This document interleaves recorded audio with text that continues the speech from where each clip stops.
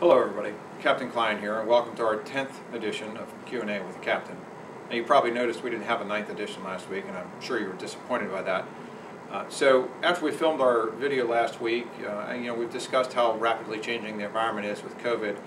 We'd done a spot at the fitness center at NH30, and then before we got a chance to publish it, we realized that some of the information we had identified was actually inaccurate based on our changing conditions and changing posture. So we decided not to publish it, put out inaccurate information, and we'll redo that spot later in time so that when we do reopen the fitness centers, you have the best information possible to get back to the gym. So, in this week's video, we're going to focus on the stop movement order, and how is the installation making our decisions on transition to HPCOM Bravo and what we're calling CNIC Stage 2. So the first question, what's going on with the stop movement? So as you're all aware, back in March, the Secretary of Defense issued a stop movement order which essentially stopped all PCS and TAD orders, movements of people on funded orders, military and family and government civilians, as well as imposing local leave and travel restrictions on military members.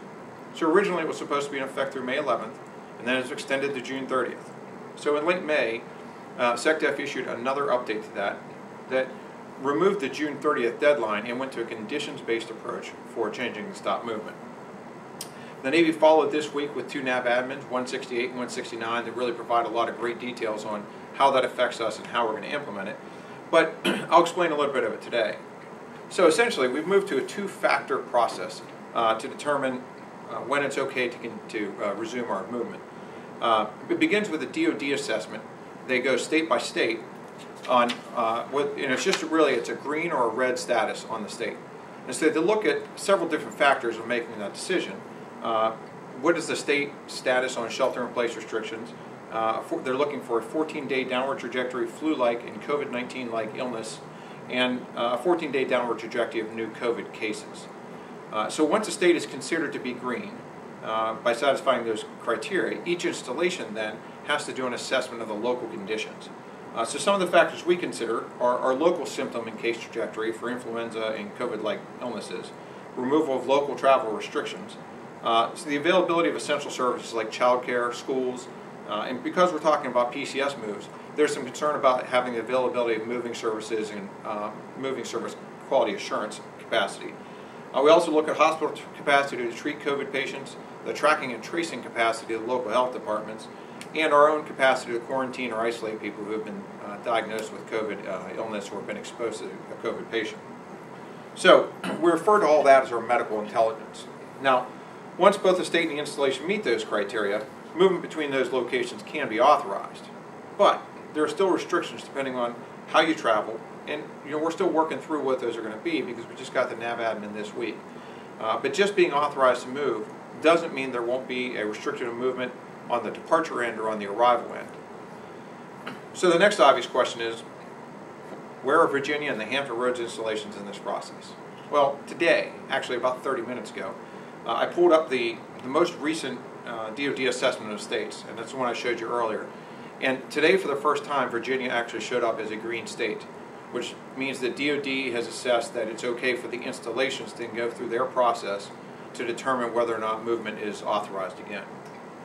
So every Monday, we, the installations in the Hampton Roads area, get a medical intelligence update from our public health emergency officer. We then make a recommendation to our chain of command on whether or not we think we're ready to move to HPCOM Bravo in Stage 2 of the reset. So what I'll tell you is this week, in our local area, the medical personnel track about 15 different counties around here where we assess the majority of our personnel live. And this is a slide we submit every week. I know you can't see that, but just to show you, we love PowerPoint and we capture everything on PowerPoint. So what I can tell you is that in the local area, there are 9 of those counties that still have an upward trend in influenza or COVID-like illnesses being reported to emergency departments or urgent care centers. There's also an upward trend in our positive cases for military members, operational forces assigned to local units.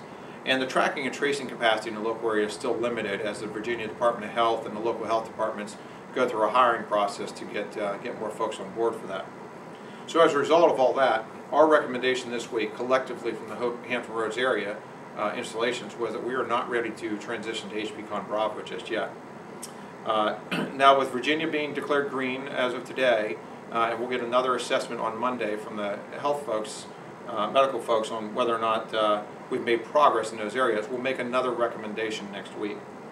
So the way this works is we get our assessment on Monday, we make a recommendation on Tuesday to the Navy Region Mid-Atlantic, and then that goes up the chain through CNIC to Fleet Forces Command. And the earliest we would see a decision on a move to HPCon Bravo at this point is June 30th.